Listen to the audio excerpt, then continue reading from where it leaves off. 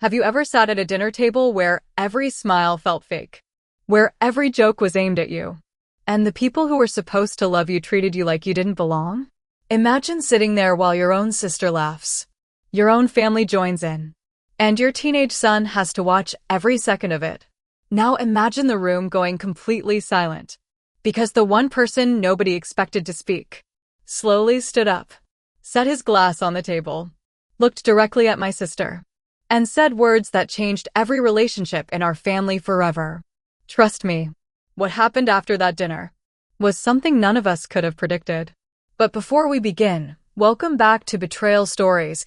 If you enjoy emotional family dramas with unforgettable endings, don't forget to like this video, subscribe to the channel, and tell us in the comments. What would you have done if your own family humiliated you in front of everyone? Now, let me tell you my story. My name is Olivia Wilde. I'm 46 years old. For most of my life, I believed hard work spoke louder than money. I believed character mattered more than success. Unfortunately, my older sister Isabella believes something very different. To her, your value depended entirely on your job title, your salary, the car parked in your driveway, and how expensive your clothes looked. If you had money, she respected you. If you didn't, you were invisible. And after I lost my business, I became her favorite target. 10 years earlier, my life looked completely different. My husband and I owned a small neighborhood construction company. We weren't rich, but we were comfortable. We worked 6 days every week, sometimes 7. We dreamed about retiring early, sending our son Liam to college without loans, buying a small lake house one day. Simple dreams. Nothing extravagant. Then, everything changed in less than 6 months. My husband died unexpectedly after suffering a massive heart attack while working at one of our construction sites. He was only 42. One morning we were discussing paint colors for our living room. That afternoon, I was identifying his body at the hospital. Grief isn't something you recover from. You simply learn how to carry it. But I didn't have time to grieve. The business depended on him. Clients started canceling contracts. Banks became nervous. Suppliers demanded payment immediately. Within 8 months, I was forced to sell nearly everything just to pay our employees. I refused to let hardworking families lose their paychecks because of my tragedy. Some people called me foolish. I called it doing the right thing. When everything was over, I had almost nothing left. Just our small house, an old pickup truck, and my son. Liam was 16 then. Instead of complaining, he became my biggest supporter. He picked up part-time work after school, helped around the house, never once blamed me. Sometimes I'd catch him pretending everything was normal, just so I wouldn't cry. Those moments hurt the most. Because children shouldn't have to protect their parents. Parents are supposed to protect them. I found work wherever I could. Office cleaning, bookkeeping, weekend catering, even stocking shelves overnight at a grocery store. None of those jobs embarrassed me. Honest work never has. But apparently, according to Isabella, they weren't real careers. Every family gathering became another opportunity for her entertainment. So, she'd ask loudly enough for everyone to hear. "What are you cleaning these days?" Everyone would laugh politely. She'd smile. I'd stay quiet. Not because I couldn't defend myself. Because Liam was always sitting beside me. I didn't want him growing up watching adults fight. I wanted him to remember dignity, not arguments. Our mother, Amelia, rarely stopped Isabella. Instead, she'd say things like,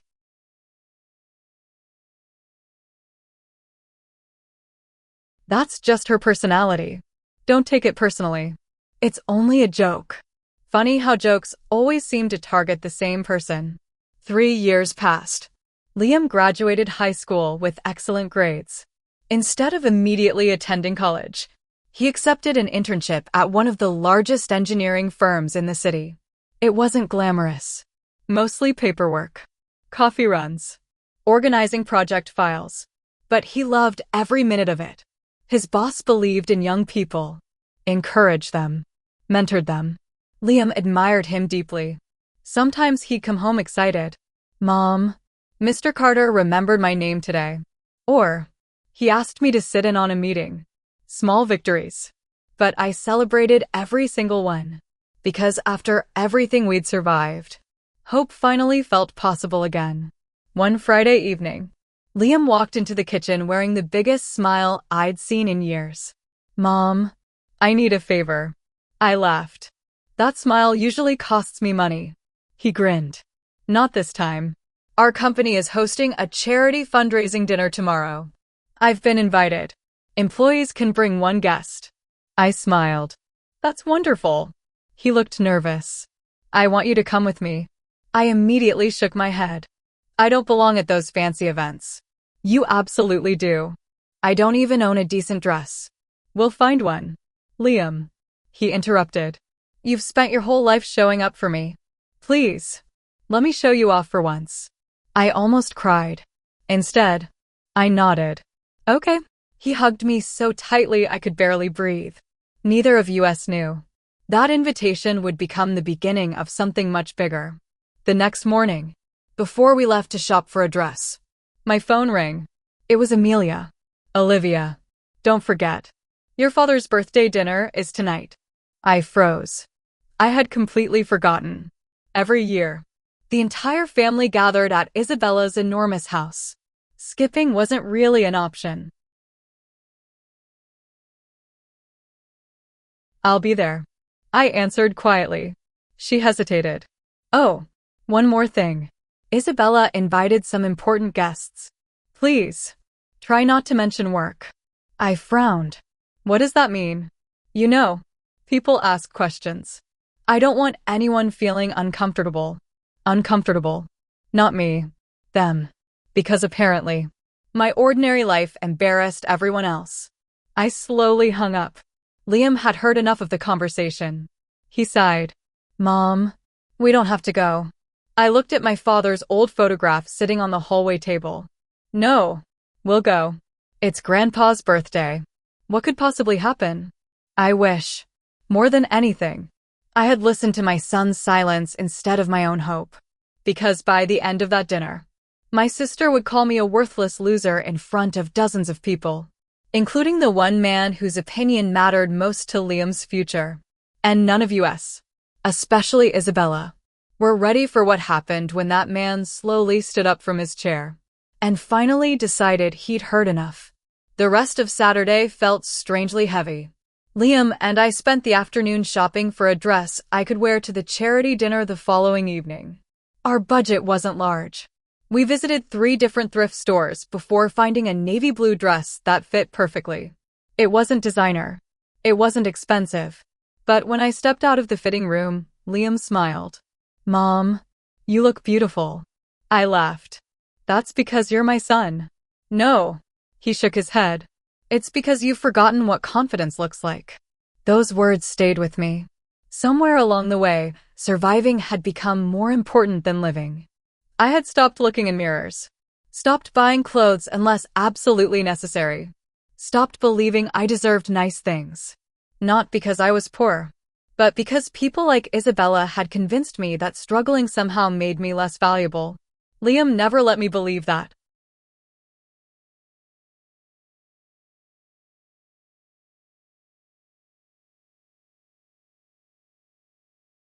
Around 6:30 that evening, we pulled into Isabella's long driveway. Luxury cars filled both sides. A brand new Mercedes. A black Range Rover. A silver Porsche. Even before getting out of the truck, I knew what kind of evening this would be. I looked down at my old pickup. The faded paint. The cracked dashboard. It had over 200,000 miles on it. But it had never failed us. "I'll park farther away," I whispered. Liam looked confused. "Why?" "So it doesn't stand out." He looked at me with disappointment. "No. You've spent years teaching me never to be ashamed of honest work. Don't start being ashamed now." He climbed out. I smiled quietly. Sometimes our children become the people we hope to be. As soon as we entered the house, the smell of expensive food filled the air. Crystal chandeliers. Fresh flowers. Live piano music. Everything looked like something from a luxury magazine. Guests laughed while servers carried silver trays across the room. Isabella loved impressing people. Appearances were everything. Reality came second. She spotted us almost immediately. Her smile lasted exactly 2 seconds. Then her eyes drifted toward my shoes, toward my purse, toward Liam's inexpensive suit. There it was. That familiar expression. Judgment. Olivia. She kissed the air beside my cheek without touching me. You actually came. I said I would. She smiled politely. I wasn't sure. You've been busy. I understood exactly what she meant. Busy surviving. She turned toward Liam. My goodness. You clean up nicely. Your internship still hasn't turned into a real job? Liam answered respectfully. No. I'm still learning. She laughed. So, still making coffee for executives? I learn something new every day. He replied calmly. She shrugged. I suppose somebody has to. I saw Liam force a smile. He had inherited my patience. Sometimes I wished he hadn't. Our mother, Amelia, walked over carrying a tray of appetizers. You're here. She hugged Liam warmly, then hugged me. I'm glad you came. Her voice sounded sincere, but nervous. She kept glancing toward Isabella as if hoping tonight would somehow stay peaceful. Deep down, she already knew it wouldn't. My father would have turned 73 that day. His favorite photograph stood beside the birthday cake. I walked over quietly, touched the frame. For a moment, everything else disappeared. I remembered fishing trips, Saturday breakfasts, the way he'd tell me, never measure yourself by another person's wallet. He had worked in a machine shop for 35 years. He never became rich. But every person at his funeral described him the same way. Honest, kind, dependable. Those qualities don't disappear when money does. Olivia. A man's voice interrupted my thoughts. I turned around. It was my brother-in-law, Daniel. Unlike Isabella, Daniel had always treated me with respect. He shook my hand warmly. It's good to see you. You too. He smiled sadly. How are things? We're managing. I heard Liam's doing great. Proud of him. I am too. Before we could continue, Isabella called from across the room. Daniel, the investors are waiting. He sighed quietly. We'll talk later. Dinner was announced shortly afterward. Nearly 30 guests took their seats around 2 long tables. Liam and I ended up near the far end. I actually preferred it. Less attention. Less conversation. Peace. Or so I thought. Halfway through dinner, Isabella stood with her wine glass. She loved speeches, especially when she was the center of attention. I want to thank everyone for celebrating Dad's birthday. Everyone applauded politely. She continued. Our family has always believed in success, in working hard, and setting high standards. I noticed several people looking toward me. She wasn't talking about Dad anymore. She was building toward something. Then she began introducing everyone. Our youngest daughter, Emily, just finished medical school. Applause. Our nephew, Ryan, recently became partner at his law firm. More applause. My husband, Daniel, expanded our company into 3 new states. Even louder applause. Then, she smiled toward Liam.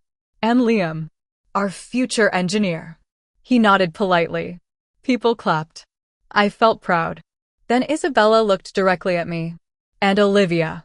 She paused just long enough. Is still figuring things out. Several uncomfortable chuckles floated across the room. I lowered my eyes. Liam immediately spoke. My mom works harder than anyone I know. The room fell quiet. Isabella smiled sweetly. Oh, sweetheart. I'm sure she does.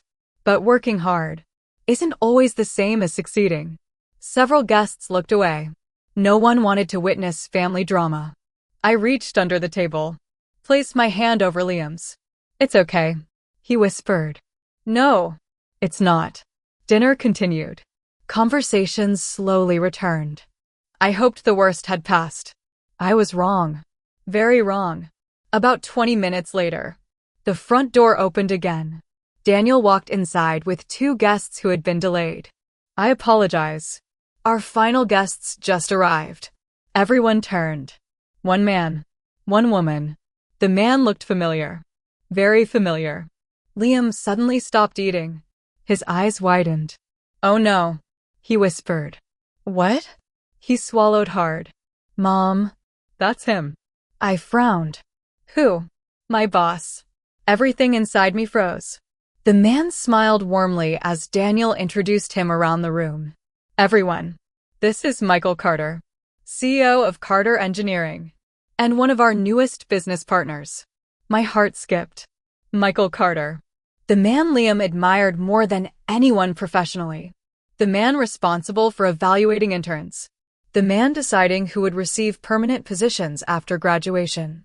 He was standing only a few feet away. And he had just walked into the worst possible family dinner.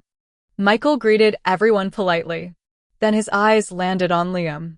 He smiled immediately. "Liam, I didn't expect to see you here." Liam stood respectfully. "Good evening, Mr. Carter." Michael shook his hand firmly. "I hope you're enjoying your weekend." "Yes, sir." "Then." Michael looked toward me. "And this must be your mother." Liam smiled proudly. "Yes, this is my mom, Olivia." Michael extended his hand. "It's a pleasure finally meeting you. Liam talks about you quite often." I blinked. "He does." Michael laughed. "Every chance he gets. He says everything he knows about perseverance. He learned from his mother." I suddenly felt embarrassed. Liam looked down, smiling. Before I could answer, Isabella interrupted with a fake laugh. "Oh, Michael, you shouldn't believe everything children say." She glanced toward me. "My sister has had a rather unfortunate career." The room became noticeably quieter. Michael looked confused. "What do you mean?" Isabella sipped her wine. "Oh, she's been bouncing from one small job to another for years. I suppose she's still searching for her purpose." Some guests smiled awkwardly. Others stared at their plates. Michael didn't laugh. He simply listened. I had a terrible feeling. The evening was about to become much worse. The dining room became unusually quiet. Everyone sensed the conversation had shifted. A few moments earlier, people had been laughing about vacations and business deals. Now, they were watching my sister. And they were watching me. Michael Carter remained standing beside the table. He hadn't even taken his seat yet. He smiled politely. "I'm sure every job has value." Isabella laughed. "Of course. But let's be honest. Some people build successful careers. And some people spend years barely getting by." She glanced directly at me. My sister has always been the second type. A few guests shifted uncomfortably in their chairs. Daniel quietly lowered his fork. Even Amelia looked embarrassed. But no one interrupted. They never did. Michael looked at me instead of Isabella. "So what do you do, Olivia?" Before I could answer, Isabella answered for me. "Oh, that's a long list." She counted on her fingers. "Cleaning offices, stocking grocery shelves, bookkeeping, catering. I'm probably forgetting something." Several guests laughed politely. Not because it was funny, because they didn't know what else to do. I took a slow breath. I work wherever honest work is available. The room became quiet again. Michael nodded thoughtfully. "That's respectable." Before I could thank him, Isabella smiled sarcastically. "Respectable? Maybe.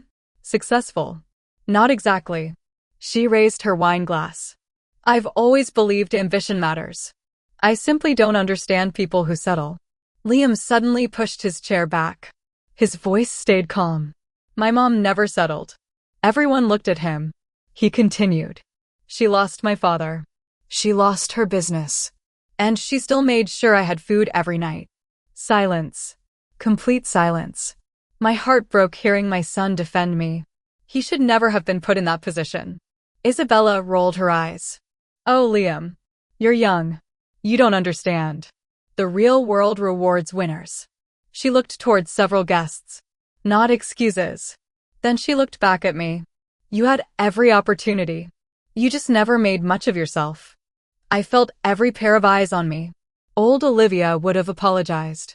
Old Olivia would have changed the subject. But something inside me had changed after losing everything. I quietly answered. "I made mistakes. I also kept every promise I ever made. I paid my employees before I paid myself. I buried my husband. I raised my son. And I've never asked anyone in this room for a single dollar. Nobody spoke. Several guests looked down. Even Isabella seemed surprised that I'd answered. Then, she smiled again. Oh, Olivia. That's exactly what I mean. You always have a touching story. But stories don't pay bills. They don't build success. Before I could respond, Daniel spoke for the first time all evening. That's enough, Isabella. She looked at him, annoyed. What? You've made your point. I'm just being honest. Daniel shook his head. No, you're being cruel. She laughed dismissively. Cruel? I'm trying to motivate her. Several guests exchanged uncomfortable glances. Everyone knew that wasn't true. Michael still hadn't touched his dinner. Instead, he quietly watched every conversation, every reaction, every expression. It reminded me of someone. My father. He had always listened before speaking. One of Isabella's friends tried changing the subject. So, Michael, how's business? He smiled politely. Very busy. We're expanding again. Several people immediately became interested. Questions filled the room. New offices. Large contracts. Hiring plans. The atmosphere slowly recovered. For a while. Then Isabella asked the question that changed everything. Speaking of hiring. She smiled proudly. Liam's internship ends next month, doesn't it? Michael nodded. Yes. She laughed. Well, I hope he gets a permanent position. He certainly can't rely on family advice. She looked directly at me again. I mean, when your mother can't even keep a real career. That's not exactly the best example. I felt Liam's hand tighten around his glass. He looked ready to explode. I gently placed my hand on his arm. Don't. He whispered. She's insulting you. I know. Then, without warning, Isabella leaned back in her chair, smiled at the entire table, and loudly said, Let's face it. My sister has spent years being nothing more than a worthless loser. You can dress it up however you like. But that's the truth. Everything stopped. Forks froze halfway to plates. The pianist in the corner stopped playing. Even the servers looked toward our table. No one laughed this time. No one smiled. I slowly looked down at my plate. Not because I believed her words, but because I didn't want Liam to see the tears forming in my eyes. I had survived bankruptcy, widowhood, long nights cleaning empty office buildings, working holidays, skipping meals so Liam could eat. None of those things had ever made me cry. But hearing my own sister call me worthless, in front of my son, hurt more than I expected. Liam stood so quickly that his chair nearly fell backward. That's enough. His voice echoed through the room. You don't get to talk about my mother like that. Amelia immediately whispered. Liam, sit down. No, he answered firmly. I'm tired of everyone pretending this is normal. He looked directly at Isabella. You've spent years making fun of her. Do you know what she did after Dad died? She worked 3 jobs. She sold her wedding ring. She skipped dinner so I could eat. His voice cracked. And somehow, you call her a loser? The room was completely silent. I had never seen Liam angry. Not like this. Isabella crossed her arms. I'm sorry if the truth hurts. Liam stared at her. No, the truth is, my mom is the strongest person I've ever met. For several long seconds, no one moved. Then, a quiet sound broke the silence. A glass, being placed carefully onto the table. Every head turned. Michael Carter slowly stood from his chair. He adjusted his jacket, looked directly at Isabella, and calmly said, I think I've heard enough. The room went completely still. Nobody had expected Liam's boss to get involved. Least of all Isabella. She smiled awkwardly. I'm sorry. Michael didn't smile back. His expression remained calm. Serious. Measured. He took one slow step forward. I've spent 25 years building companies, hiring people, leading teams. And I've learned something. He looked directly at Isabella. The fastest way to understand someone's character. Hiring people. leading teams. And I've learned something. He looked directly at Isabella. The fastest way to understand someone's character isn't by listening to how they speak to successful people. It's by watching how they treat someone who's struggling. No one breathed. No one interrupted. Michael wasn't finished. And from the look on his face, I knew the next few minutes were about to change everything. The room was so quiet. You could hear the ice slowly melting inside the water glasses. No one looked at their food anymore. Every eye was fixed on Michael Carter. He stood calmly beside his chair, one hand resting lightly on the table. His expression wasn't angry. It was disappointed. He looked directly at Isabella. I've spent 25 years interviewing thousands of people. I've hired engineers, managers, accountants, laborers, and executives. And after all those years, I've learned something. He paused. A person's resume tells me what they've done. But the way they treat another human being, that tells me who they really are. No one dared interrupt him. Isabella forced a laugh. Oh, Michael. I'm sure you're misunderstanding. We're sisters. This is just how we joke. Michael slowly shook his head. No. I've watched this family for nearly 30 minutes. I didn't see joking. I saw humiliation. He looked around the table. And I noticed something else. Nobody stopped it. Those words landed heavily. Several guests lowered their eyes. Amelia gripped her napkin tightly. Daniel looked ashamed. Michael turned toward me. When I introduced myself to Olivia, she greeted me with kindness. When I asked about her work, she answered with honesty. She didn't complain. She didn't blame anyone. Then he faced Isabella again. But you couldn't stop reminding everyone what she doesn't have. Isabella crossed her arms. I'm simply realistic. Michael smiled faintly. No, you're confusing wealth with worth. They're not the same thing. The room remained silent. One of Daniel's business partners quietly set down his fork. Even the servers had stopped moving. Everyone was listening. Michael continued. Do you know why Liam became one of my favorite interns? Liam looked surprised. He had never heard Michael say that before. Michael smiled toward him. It wasn't because he had the highest grades. It wasn't because he worked the longest hours. It was because every single person in my office, from the receptionist to the cleaning staff, said the same thing. That young man respects everyone. He looked at Liam proudly. And do you know where that kind of character comes from? Liam stayed quiet. Michael answered his own question. Home. Then he turned toward me. It comes from a parent. I felt my throat tighten.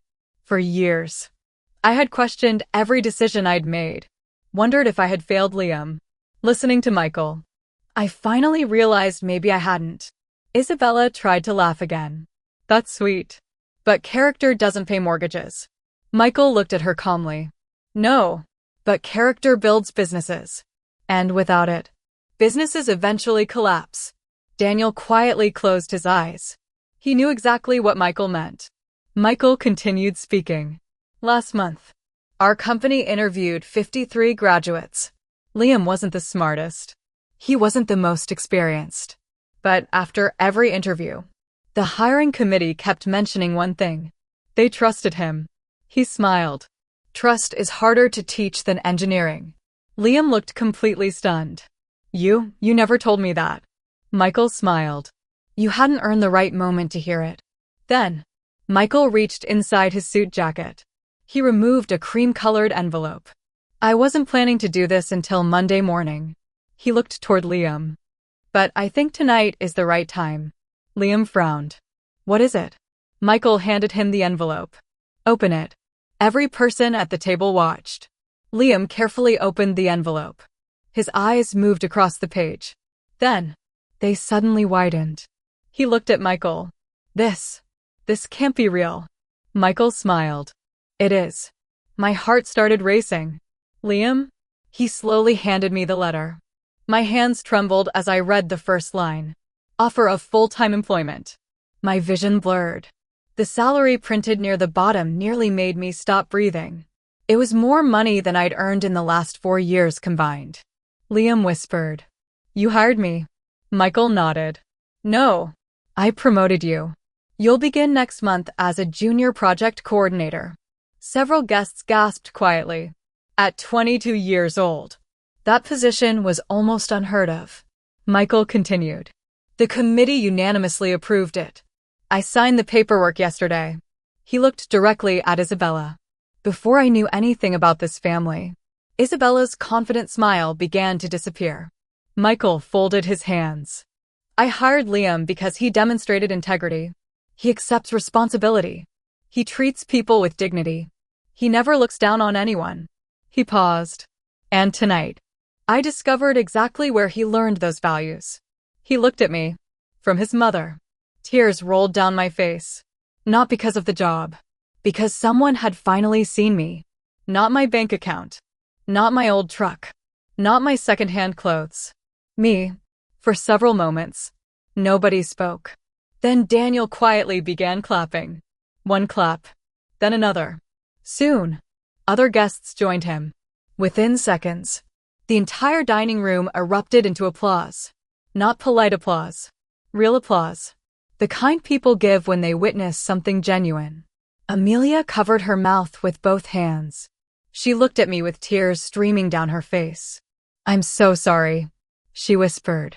I should have defended you years ago. I smiled gently. It isn't too late. Then, one of the guests spoke up. He was an older gentleman I had never met. He looked toward Isabella. I've attended many business dinners. I've never seen someone embarrass themselves the way you just did. Several people nodded quietly. Another guest added, I honestly thought Olivia owned the house. Everyone looked confused. The man smiled. No, I mean her character. Isabella's face turned bright red. This is ridiculous. You all suddenly think she's some kind of hero? Michael answered calmly. No, I think she's a mother. And from everything I've seen tonight, a very good one. For the first time all evening, Isabella had nothing to say. She looked around the room, searching for someone to support her. No one did. Not one person. Even her closest friends avoided eye contact. Because deep down, they knew Michael was right. Daniel slowly stood. He looked directly at me. Olivia, I owe you an apology. I should have stopped this years ago. I smiled sadly. You weren't the one saying those things. No, he replied. But I stayed silent. And sometimes, silence hurts just as much. Those words echoed through the room. Several guests quietly nodded. They understood. Because many of them had stayed silent too. The dinner that Isabella had planned to impress everyone had become something entirely different. Instead of admiring her wealth, people were questioning her character. And for the first time in years, no one was looking down at me. They were looking at her. As dessert was served, Michael quietly walked over to me. He smiled warmly. Olivia, I hope you know something. I looked up. What? He glanced toward Liam, who was happily talking with Daniel. Success isn't measured by the life you build for yourself. It's measured by the people you help become better. He smiled. I've met hundreds of successful parents, but very few truly great ones. Then he shook my hand. I think your husband would be incredibly proud. At those words, I couldn't hold back my tears anymore. Because for the first time since losing my husband, someone reminded me that maybe, just maybe, I hadn't failed after all. For the first time in years, I drove home without feeling embarrassed. Liam sat quietly in the passenger seat, holding the envelope Michael Carter had given him. Every few minutes, he looked down at the job offer, smiled, and shook his head as if he still couldn't believe it. Finally, he looked over at me. Mom, do you know what tonight really proved? I smiled. What? He reached across the center console and squeezed my hand. Everything you taught me was right. You always said that people eventually reveal who they really are. I guess tonight they did. I nodded. They did. Neither of us mentioned Isabella. We didn't need to. The silence said enough. Monday morning arrived. Life returned to normal. Or so I thought. I finished cleaning an accounting office downtown and was loading supplies into my truck when my phone rang. The caller ID surprised me. Daniel. I answered. Hello. His voice sounded exhausted. Olivia, do you have a few minutes? Of course. There was a long pause. Then he quietly said, our biggest client just canceled their contract. I frowned. What happened? They attended Saturday's dinner. I felt my stomach tighten. And? They told me they no longer wanted to work with people who publicly humiliate their own family. I closed my eyes. They hadn't canceled because of business. They canceled because of character. Daniel continued. It wasn't only them. 2 more clients called this morning. They all heard what happened. Someone recorded part of the dinner. My heart sank. A recording? He sighed. It spread through several local business groups. I didn't even know anyone was filming. Neither did I. By Tuesday afternoon, the story had traveled farther than any of us imagined. Not because people cared about family drama, because they cared about leadership. Business owners began asking the same question. If this is how Isabella treats her own sister, how does she treat employees? It was a fair question. One that suddenly mattered. 3 days later, Amelia called. Her voice sounded broken. Can you come over? I hesitated. Is everything okay? No. Please. When I arrived, the house felt strangely quiet. Amelia sat in the living room holding a cup of untouched tea. Across from her sat Isabella. She looked nothing like the confident woman from Saturday night. Her makeup couldn't hide the dark circles beneath her eyes. For several moments, nobody spoke. Finally, Isabella looked at me. I owe you an apology. I stayed silent. She continued. I've spent years believing success made me better than everyone else. I thought money proved I was winning. She looked down. I was wrong. I didn't answer immediately. Apologies are easy. Real change takes longer. She took a deep breath. When Dad died, I promised myself I'd never struggle. So I judged anyone who did. I kept convincing myself. If something bad happened to someone else, it must have been their fault. She looked at me with tears in her eyes. But then I watched everyone leave me. My clients, my friends, even people I thought respected me. Her voice cracked. And I realized, they only admired my success. They never admired me. The room remained quiet. Amelia reached for my hand. I'm sorry too. I spent years asking you to ignore the insults. I called it keeping peace. But I wasn't keeping peace. I was protecting the wrong person. Tears filled her eyes. I failed both my daughters. I squeezed her hand gently. No, you made mistakes. That doesn't mean you failed.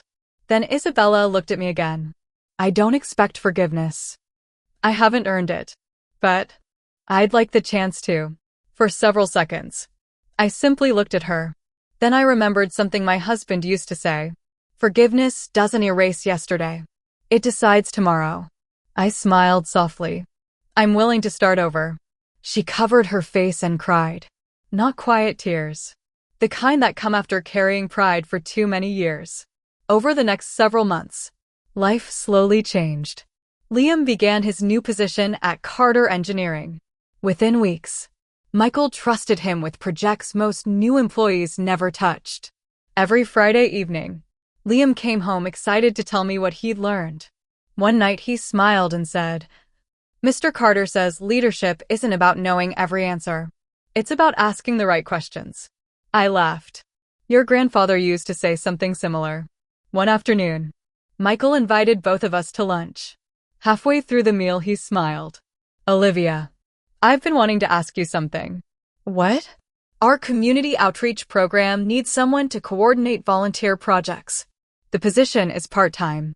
Flexible hours. It involves organizing local charities and helping families who are struggling. He smiled warmly. I think you'd be perfect. I stared at him. You'd hire me? He laughed.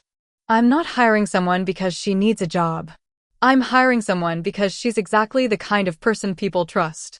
That afternoon, for the first time in years, I filled out an application because someone believed in me, not because I was desperate. 2 weeks later, I started my new job, and I loved every minute of it. Helping families, organizing food drives, supporting single parents. It didn't make me wealthy, But every evening, I went home proud of what I'd done.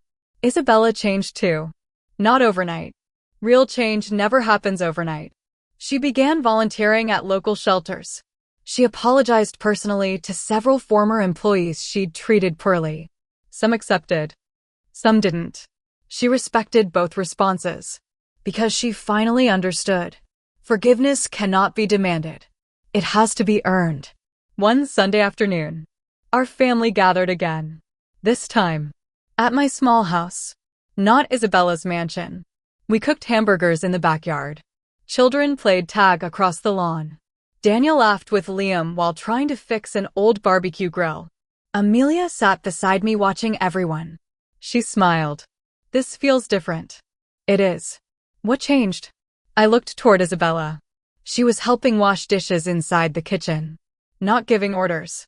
Helping. People. I answered. People changed. As the sun began setting, Liam walked over carrying 2 glasses of lemonade. He handed one to me, then quietly said, "Mom, I used to hate family dinners." I laughed. So did I. He smiled. I don't anymore. Just then, Michael Carter walked through the backyard gate. He'd been invited for dinner. Everyone greeted him warmly. Before sitting down, he looked around the yard. Families laughing. Kids running. Neighbors talking. Then he smiled at me. "You know, I've attended charity galas worth millions. I've eaten dinner with CEOs. I've met politicians." He looked around again. But this is what success actually looks like. Months later, our old pickup truck finally gave up. The engine couldn't be repaired. I laughed when the mechanic told me. I guess it served its purpose. That evening, Liam surprised me. He handed me a small envelope. Inside was a receipt. A used SUV. Paid in full. I looked at him in shock. "Liam, you didn't have to do this." He smiled. "I know. I wanted to. You spent years making sacrifices for me. Now let me take care of you." I hugged him tightly. Not because of the vehicle. Because of the man he'd become. Sometimes people ask me what happened to Isabella. Did karma destroy her? Did she lose everything? No. Life isn't always about punishment. Sometimes